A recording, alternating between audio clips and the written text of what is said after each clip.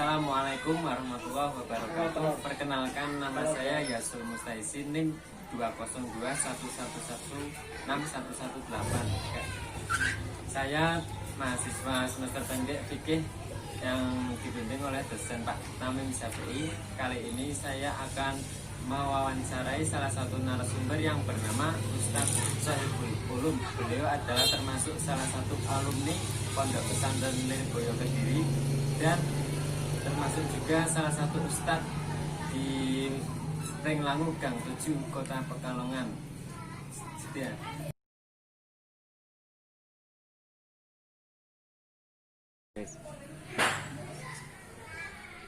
Pertanyaan yang pertama yaitu dari Ustadz Iya,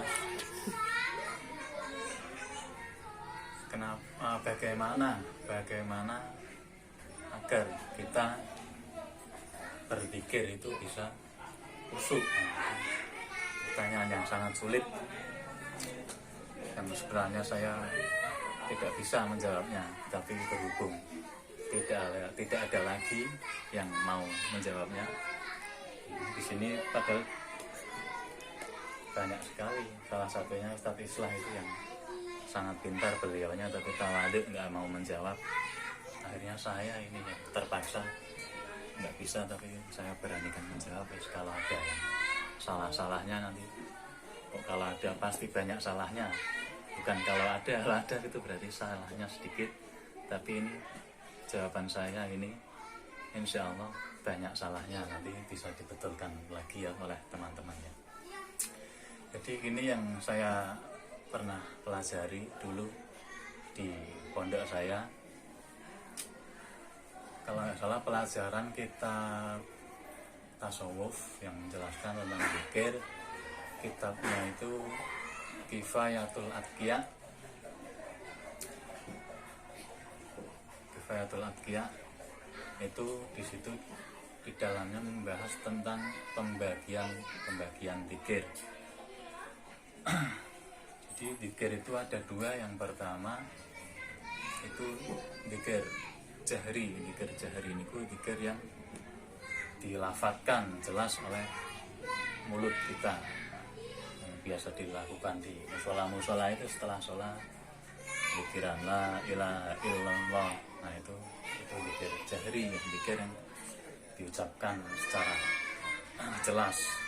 Dan juga yang kedua pembagian zikir itu zikir yang khafi. Zikir khafi itu zikir yang hanya dilafadzkan dalam hati saja, dalam hati. Itu zikir khafi. Zikir yang dilafadzkan dalam hati saja, tidak berbentuk suara. Baik yang mana antara kedua itu, antara zikir jahar dengan zikir khafi itu baik yang mana? Ya baik semuanya baik, kalau akan tetapi kalau ditakutkan riya atau sombong, lebih baiknya kita yang mengambil yang zikir khafi saja, zikir yang ada di dalam hati. Zikir dalam hati itu Thoriqul Aslam, metode yang paling aman. Metode yang paling aman itu adalah zikir khafi, karena insya Allah aman dari rasa sombong. Zikir khafi ini ya. Kan orang nggak ada yang lihat kalau kita zikir Allah di dalam hati, orang tidak ada yang melihat. Sampai kapan kita zikir di dalam hati? Hatta yakuna qalbuhu huwa dzakir wa huwa yarahu. Sampai kita betul-betul bisa, sampai hati kita betul-betul bisa zikir sendiri tanpa kita sadari. Aulia atau ulama-ulama dahulu itu walaupun dohirnya menemui tamu-tamu itu, padahal hatinya itu beliau sedang berzikir.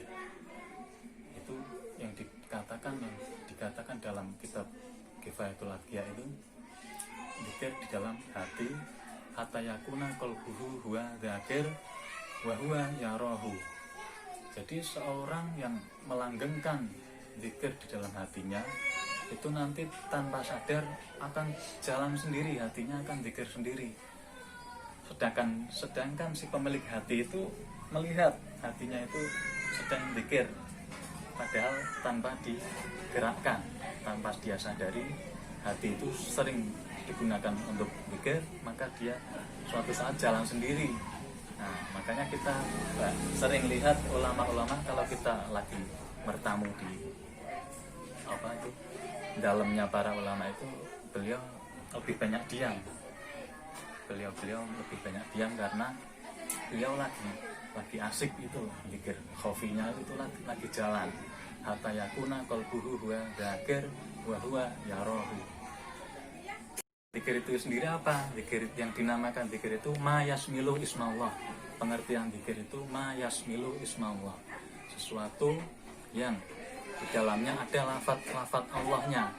Nah, itu dinamakan zikir. Seperti contoh la ilaha illallah, itu zikir. Terus subhanallah walhamdulillah, itu juga zikir. Atau sholawat itu juga ada Allahnya kan, lafaznya, berarti insya Allah sholawat itu juga dinamakan zikir, karena pengertian zikir itu sendiri ma yasmilu ismallah. Nah, mungkin untuk jawaban zikir, untuk supaya kita bisa khusyuk, tadi pertanyaan dari Ustaz Dias. Nah, seperti itu dulu, kita ketahui dulu pengertian zikir itu apa, terus pembagian zikir ada berapa, mungkin ada 2 seperti tadi, terus pengertiannya kita sudah tahu. Nah, itu tinggal kita melanggengkannya saja, nanti insya Allah hati kita akan terbiasa zikir, akan jalan sendiri tanpa kita sadari. Itu kurang lebihnya seperti itu.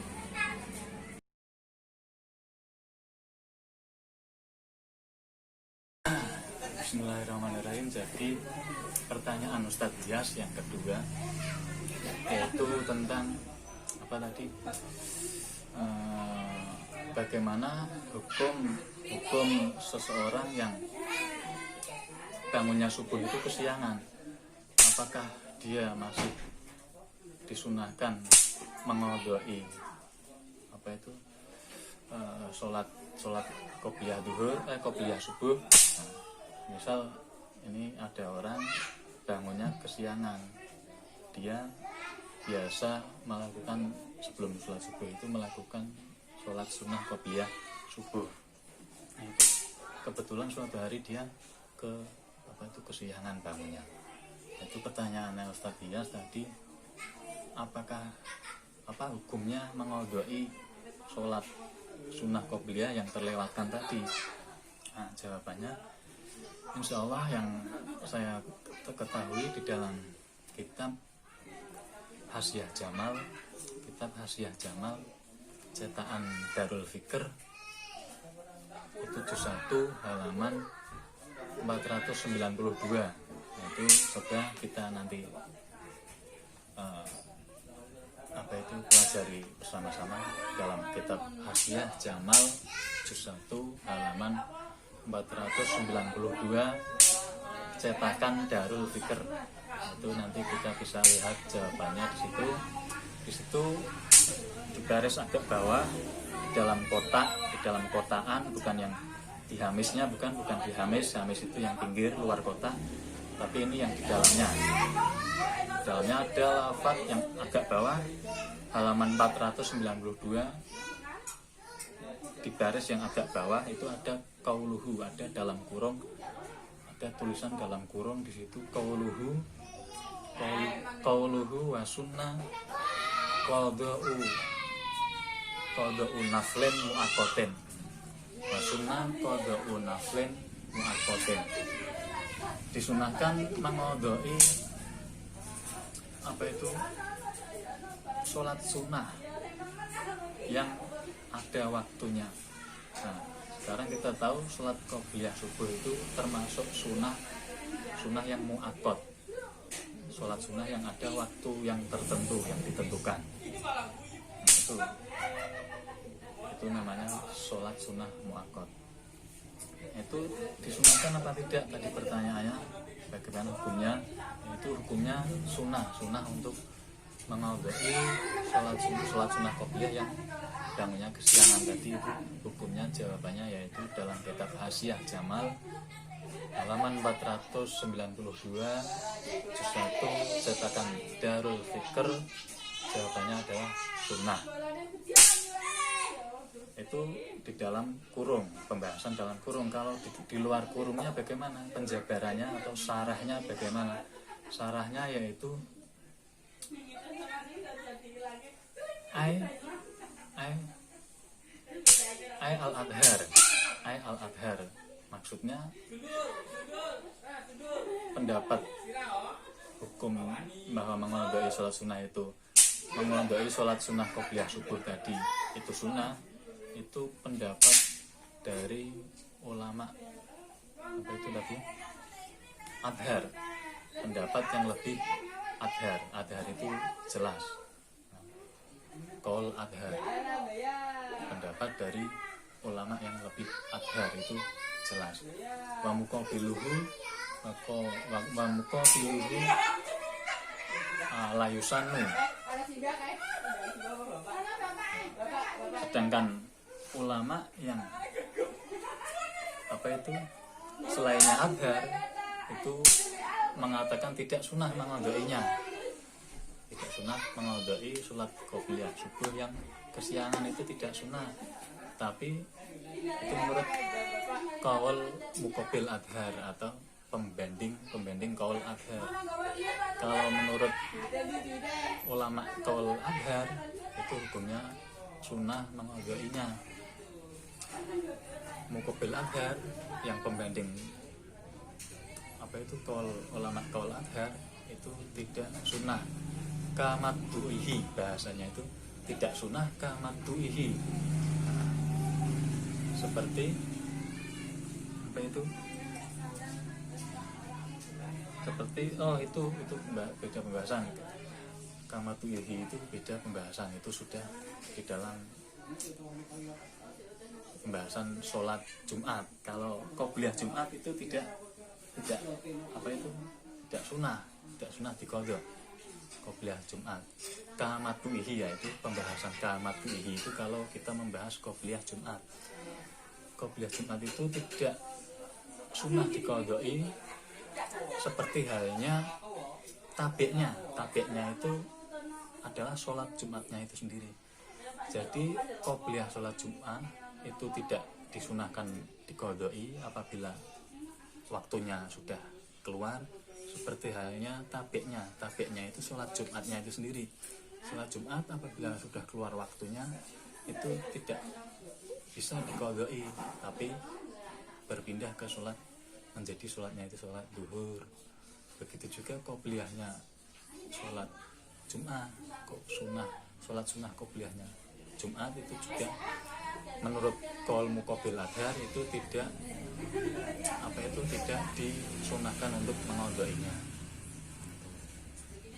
Dan mungkin dari pertanyaan kedua kurang lebihnya jawabannya seperti itu. Mari kita nanti dilihat lagi jawabannya, kita pelajari bareng-bareng di dalam kitab Hasyiah Jamal cetakan Darul Fikr juz 1 halaman 492.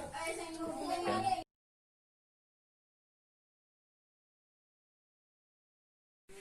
Bismillahirrahmanirrahim. Pertanyaan yang terakhir nomor 3 dari Ustadz Iyas. Kurang lebihnya tadi pertanyaan seperti ini: bagaimana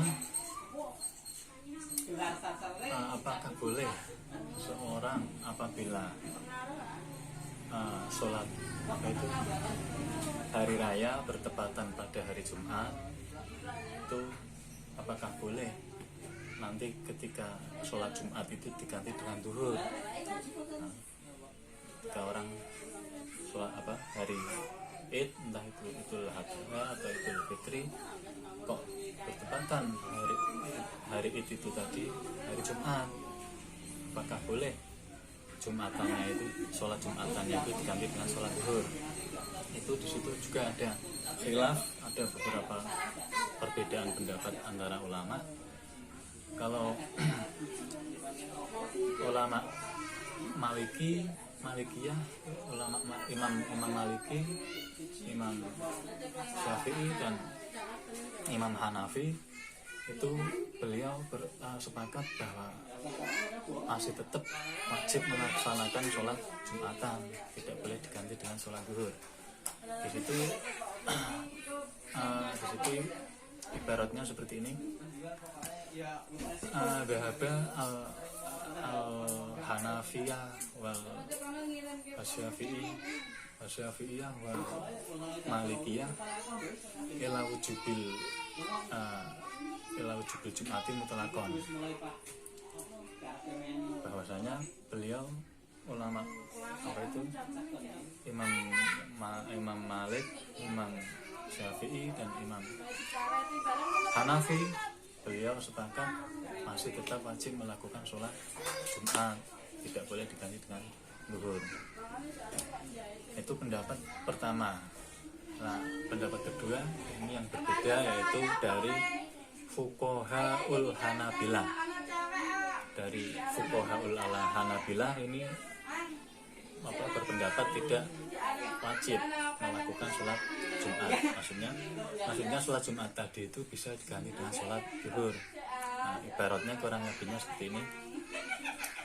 Dhahaba fuqahaul Hanabilah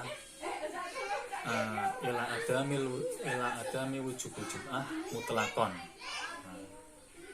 Dhahaba fuqahaul Hanabilah ila adami wujubil jum'ati mutlaqan. Wa inna ma yusolli ad-dhuhra. Nah, itu kurang lebihnya ibaratnya seperti itu. Yang artinya bahwa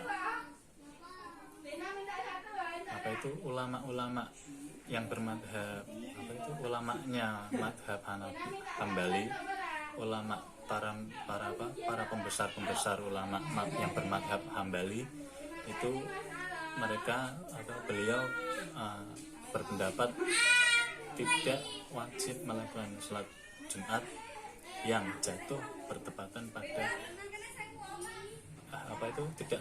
yang hari raya yang jatuh pada hari Jumat, itu tidak wajib melakukan sholat Jumat, tapi boleh diganti dengan sholat zuhur.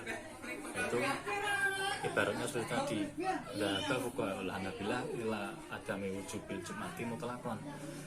Secara mutlak, yang artinya secara mutlak tidak wajib melakukan sholat Jumat ketika bertepatan dengan hari raya, boleh diganti dengan sholat zuhur. Secara mutlak, itu mutlakon. Ila adami wujubil. Dhahaba fuqahaul Hanabilah ila adami wujubil jum'ati mutlakon. Orang wajib sholat Jumat secara mutlak. Wa inna ma yusolli ad-dhuhra.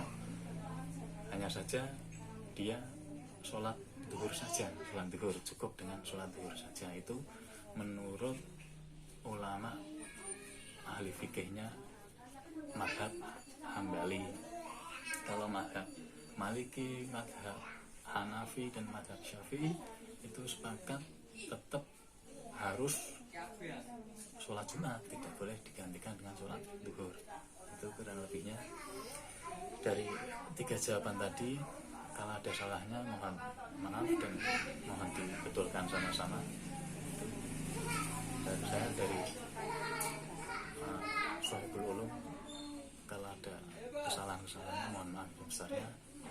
Assalamualaikum warahmatullahi wabarakatuh. Waalaikumsalam.